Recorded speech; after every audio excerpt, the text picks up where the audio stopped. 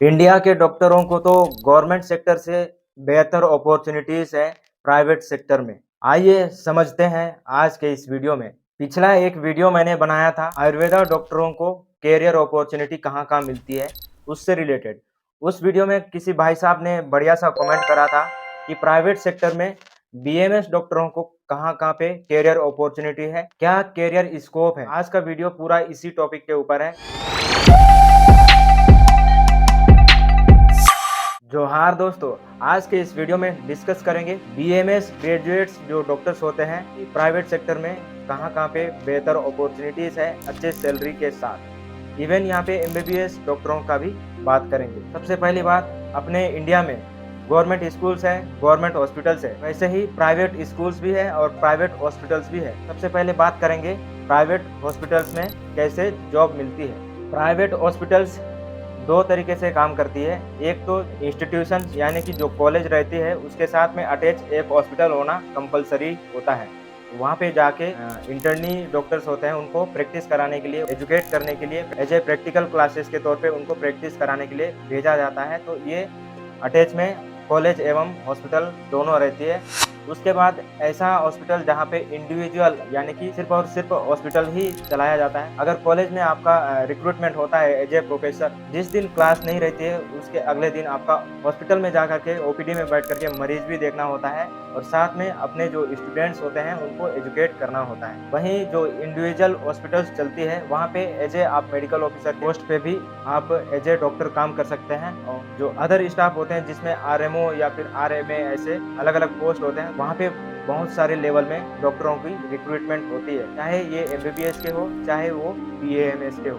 ऐसे बहुत सारे प्राइवेट आयुर्वेदिक हॉस्पिटल्स होते हैं जहाँ पे आप एज ए कंसल्टेंट एवं आरएमओ के पोस्ट पे आप रिक्रूट हो सकते हैं। मिनिमम सैलरी 50 से 60 हज़ार तक का स्टार्ट हो सकता है। उसके बाद मैक्सिमम सैलरी 2 से 2.5 लाख तक का भी जा सकता है।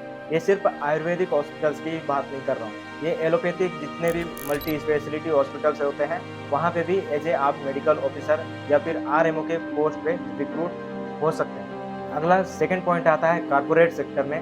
यहाँ पे इंश्योरेंस कंपनीज यानी कि हेल्थ इंश्योरेंस जो ऑफर करती है, तो ऐसे बहुत सारे प्राइवेट हॉस्पिटल के साथ लिंकअप रहता है या तो खुद की रनिंग हॉस्पिटल्स होती हैं। वहाँ पर भी जितने भी हेल्थ इंश्योरेंस लिए रहते हैं ऐसे पेशेंट्स का वहाँ पे ट्रीटमेंट होता है। ऐसा ही एक health insurance company the new India assurance company, यहाँ पे भी बीएमएस डॉक्टरों को as a medical officer recruit करती है। ऐसे तमाम बहुत सारे इंश्योरेंस कंपनीज भी है जहाँ पे मेडिकल ऑफिसरों का एज ए डॉक्टर रिक्रूटमेंट करती है।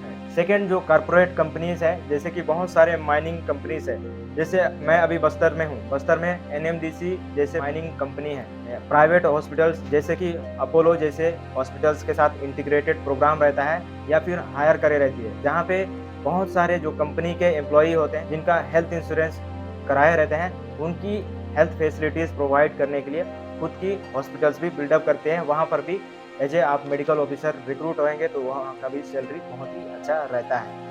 ऐसे ऑल ओवर इंडिया में बहुत सारे ऐसे माइनिंग कंपनीज होती है। तीसरा पॉइंट की ओर चलेंगे, यहाँ पे फार्मास्यूटिकल कंपनीज यानी कि ऐसे फार्मा कंपनीज बहुत सारे, चाहे वो मॉडर्न मेडिसिन यानी कि एलोपैथी मेडिसिन बना रही हो या फिर हर्बल मेडिसिन यानी कि जो आयुर्वेदिक मेडिसिन होते हैं, आयुर्वेदिक फार्मास्यूटिकल कंपनीज को वहाँ पर भी रिक्रूटमेंट होता है as a medical officer, as a doctor. ये कैसे रिक्रूटमेंट होता है उसकी अगर आप सोच रहे होंगे तो ये बहुत सारे अपने क्लिनिक सेटअप करके डालती है बहुत सारे शहरों में, बड़े बड़े शहरों में। वहाँ पे केवल और केवल अपनी जो भी ब्रांड की मेडिसिन रहती है, जैसे कि हिमालय की जो फार्मास्यूटिकल कंपनी है उसकी जो भी मेडिसिन प्रोडक्ट बेचना है, मेडिसिन बेचना है, तो वो अपना क्लिनिक पे एक डॉक्टर को रिक्रूट करेगी। उस कंपनी की क्लिनिक में बैठे हुए डॉक्टर मरीज की समस्या को सुनेंगे, उसके बाद मरीज के कंप्लेंट के हिसाब से उस कंपनी ने मेडिसिन तैयार करके रखी है तो वो पूरी की पूरी उसी कंपनी का मेडिसिन लिखेगा और उसको ट्रीटमेंट प्रोवाइड करेगा पेशेंट को। इस तरीके से बहुत सारे ऐसे प्राइवेट फार्मास्यूटिकल कंपनीज, चाहे वो एलोपैथी के हो चाहे वो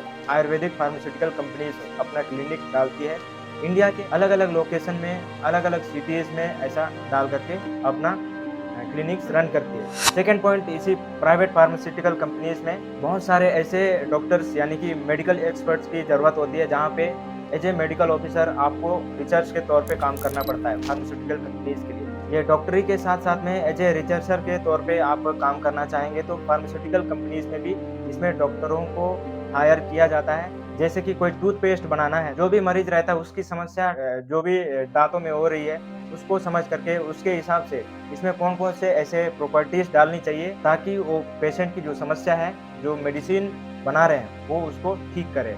तो इस तरीके से आप लोग प्राइवेट फार्मास्यूटिकल कंपनीज के जो सेक्टर्स हैं वहाँ पर भी आप एज ए मेडिकल ऑफिसर आप काम कर सकते हैं। अगला फोर्थ पॉइंट है एनजीओ सेक्टर। एनजीओज कुछ इस तरीके से काम करती है, बहुत सारे ऐसे एनजीओज हैं जो कि डिफरेंट सिटीज में फ्री में हेल्थ फैसिलिटीज प्रोवाइड करती है और वो भी एक क्लिनिक डाल के या फिर मिनी हॉस्पिटल डालकर। बहुत सारे ऐसे पेशेंट्स होते हैं जो उन एनजीओज की क्लिनिक्स में जाकर के हेल्थ फैसिलिटीज का लाभ लेते हैं। उसके साथ में एक एनजीओ सेक्टर में एमएमयूज रन होती है, वो भी बहुत अलग-अलग तरीके के। एमएमयूज यहाँ पे 3 टाइप के हो सकती है। एक तो वो शहरी स्लम के नाम से जाना जाता है, यानी कि ये शहर के डिफरेंट लोकेशन पे, जैसे कि कोई दिन पूरब की ओर चला गया, वहाँ ले जाकर के अपना एम्बुलेंस को खड़ा किया, हेल्थ फैसिलिटीज प्रोवाइड किए। इस तरीके से नेक्स्ट डे को उत्तर दिशा की ओर लगाएंगे, फिर नेक्स्ट डे को दक्षिण दिशा, कोई दिन पश्चिम दिशा, कोई दिन पूरब दिशा। तो इस तरीके से वो केवल और केवल एक सिलेक्टेड सिटी में डिफरेंट लोकेशन पे जाकर के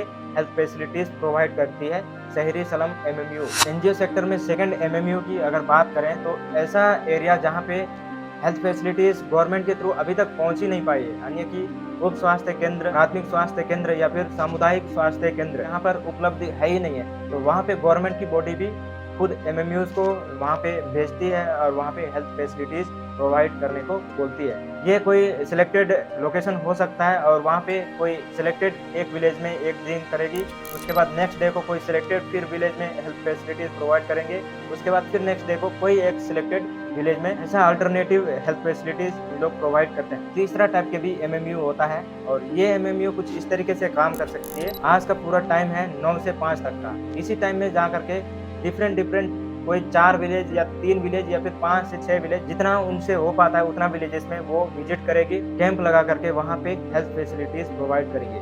कुछ इस तरीके से एनजीओ सेक्टर में भी एमएमयूज एंड क्लिनिक्स भी चलती है, तो वहाँ पर भी आप एज ए मेडिकल ऑफिसर, चाहे वो एमबीबीएस के डॉक्टर हो चाहे बीएमएस के डॉक्टर हो, तो एज ए आप मेडिकल ऑफिसर वहाँ पे भी आपका रिक्रूटमेंट होगी और उसका भी सैलरी बहुत ही अच्छा रहता है। गवर्नमेंट से अच्छा सैलरी ये प्राइवेट सेक्टर में मिलता है। एनजीओस में भी 2 टाइप के हेल्थ फैसिलिटीज प्रोवाइड करने वाले एनजीओस हो सकते हैं। एक तो वो जो एलोपैथी मेडिसिन को लेकर के प्राथमिक उपचार देती है वो, दूसरा वो आयुर्वेदिक मेडिसिन को लेकर के प्राइमरी ट्रीटमेंट प्रोवाइड करती हो। तो इस तरीके से ये एनजीओ सेक्टर में क्लिनिक भी चलती है और एमएमयूज भी चलती है। और 5वां पॉइंट बहुत ही बेहतरीन पॉइंट है, प्रोफेशन को आपको फॉलो करने के साथ साथ में पैसा भी आएगा और साथ में आपका नाम भी होगा, वो है अपना खुद का clinic. As a Ayurveda doctor मैं अपने क्लिनिक में क्या क्या चीज़ें रख सकता हूँ, कौन कौन से हेल्थ फैसिलिटीज प्रोवाइड कर सकता हूँ, ये अपने स्पेशलाइजेशन के ऊपर डिपेंड करता है। अब इस क्लिनिक में भी आपके पास कौन कौन से स्पेशलाइजेशन है, आपके पास कौन कौन से ऐसे स्किल्स है जिसके माध्यम से आप अपने हेल्थ फैसिलिटीज आपके क्लिनिक में आने वाले पेशेंट्स को प्रोवाइड कर पाएंगे, इसके ऊपर भी डिपेंड करता है। जब तक आपके पास स्किल नहीं है तब तक आप हॉस्पिटल से जो भी एनजीओ चक्कर काटते रहो, कहीं भी जाते रहो, आपको कहीं पे भी जॉब नहीं मिलने वाली। प्राइवेट सेक्टर में अधिकतर देखा जाता है कि आपके स्किल्स को और आपके स्पेशलाइजेशन को, यानी कि आपको किस किस तरीके के सिचुएशन को हैंडल करने आता है। किसी मल्टी स्पेशलिटी हॉस्पिटल में आप एज ए डॉक्टर रिक्रूटमेंट होने जाएंगे तो वहाँ पे आपकी स्किल्स को देखा जाएगा, आपके वर्क एक्सपीरियंस को देखा जाएगा,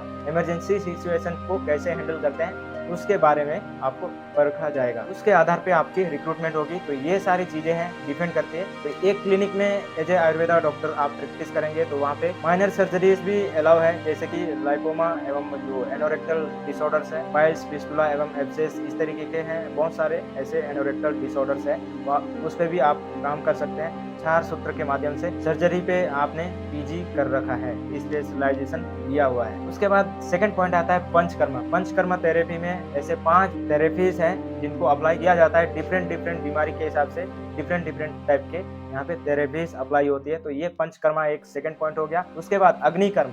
अग्निकर्म ऐसा एक थेरेपी है, ट्रीटमेंट प्रोसेस है जिसके थ्रू आप इंस्टेंट मरीज की बॉडी की जो पेन है उसको आप इंस्टेंट रिलीफ दे सकते हैं। थर्ड पॉइंट है आपको ईएनटी एंड ऑप्थेल्मो, यानी कि आंखों के ट्रीटमेंट के लिए ऐसे बहुत सारे थेरेपीज होती है, ट्रीटमेंट्स होती है, फूट पाक, तर्पण एवं अक्षोतन जैसे बहुत सारे ऐसे ट्रीटमेंट्स हैं और वहीं नाक के लिए भी बहुत सारे ऐसे स्नफिंग नस से जो कर्म होता है, नाक से संबंधित होने वाले बहुत सारे ऐसे एलर्जिक रिएक्शंस को भी प्रिवेंट करती है। तो ये सारे आपके स्किल के ऊपर डिपेंड करता है। इसके सिवाय यदि स्त्री रोग विभाग में आपका स्पेशलाइजेशन हुआ है तो फिर आप स्त्री रोगों की समस्या का भी समाधान कर सकते हैं। गायनी में बहुत ही अच्छा रिजल्ट देती है आयुर्वेदिक मेडिसिन।